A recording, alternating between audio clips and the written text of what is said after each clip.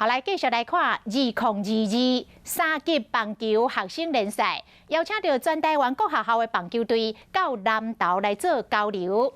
透过比赛，让每一支的队伍互相来学习，发展基层的棒球运动。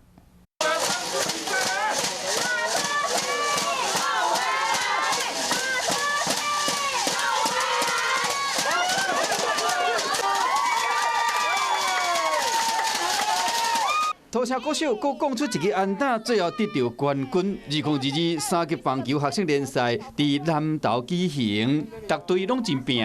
因为去年赢12根，然后也是冠军赛的，然后今天赢双向很开心。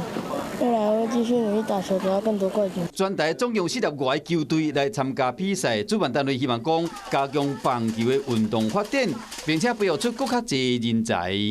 咱的国球来推甲咱外国会争取更较好的成绩啦。透过比赛，和更较侪人来了解基层的运动，嘛，或者小选手拢有一个真好的空间来发挥。